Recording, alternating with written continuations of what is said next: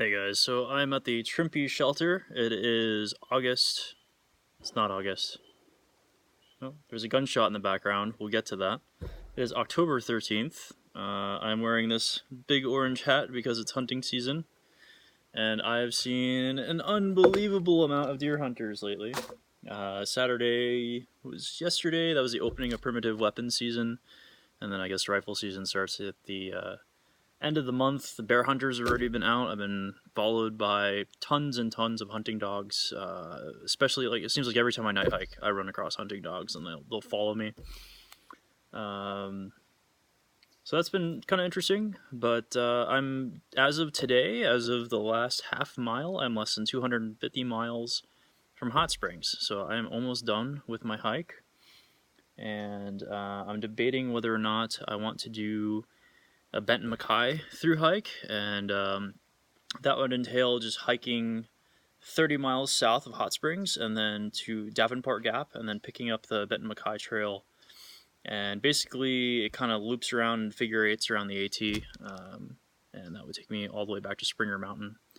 And the reason I'm seriously considering that is that a shuttle from Hot Springs to Knoxville, which is the cheapest bus station, is like $100, and then the ticket from Knoxville home is $25 to $35, and I'm wondering if I should just spend that money on resupply and just keep hiking, and I'd still be home before Thanksgiving. So that's what I'm thinking about doing. The idea of adding 288 miles at this point, my mind can't really fathom it, so I'm kind of shelving that decision until I get to Hot Springs itself, and then I'll figure out what I want to do. But I'm feeling really good today. I stayed at Partnership Shelter last night, did a resupply there at the Walmart, came back, and there's a huge group of college kids that were kind enough to pawn off a lot of food onto me. It went from, hey, do you want some Jolly Ranchers, to, hey, take this Cliff Bar, take another Cliff Bar. And so I ended up with almost a full day's extra food. Which is fantastic. I've eaten most of it just to have more calories on my body, and I'm going to enter the Grayson Highlands tomorrow. So a little bit behind schedule where I originally planned to be, so I hiked 7 miles yesterday instead of the 20 that I had planned. Resupply took a little bit longer, and I had a little bit of weather roll in, so that is why that happened. But at this point, I'm almost done with the trip, so I'm not really worried about, I could have pushed and hiked through the little bit of rain that was going on, and I just didn't feel like it. I didn't need to. So that's basically it. Feeling really good about the trail, very happy to be hiking. I've had a ton of solitude to the point of 2 weeks of sleeping alone in shelters, and then last night and the night before were the first nights that I've actually had company. Which was really cool. So I was eating dinner at the Partnership Shelter. There were a couple of section hikers there, and then a girl who had just finished, or her boyfriend had just finished the PCT, and she had hiked southbound on the AT in 2018. They came down and gave me some trail magic. So they slept overnight in the shelter, and when I woke up this morning, they had fruit and sent me off with 2 wonderful cold cans of Coke, which was wonderful. And yeah, bananas, grapes, apples, all that stuff.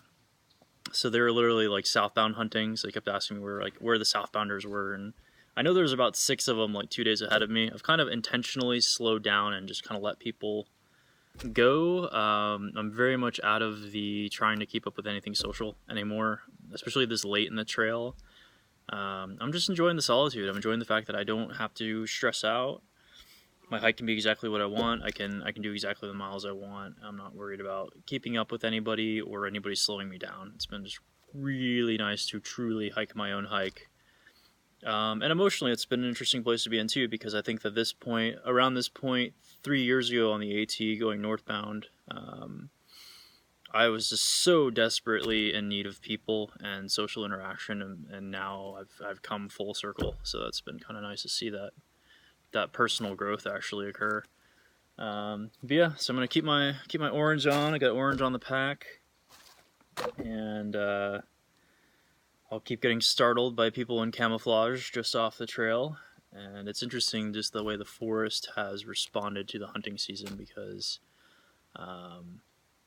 I noticed it about 5 days ago that the deer are suddenly very skittish, and where they used to like check me out and watch me come down the trail to them, or they'd kind of like run a little bit off trail and then just still keep watching me. Now they full speed book it.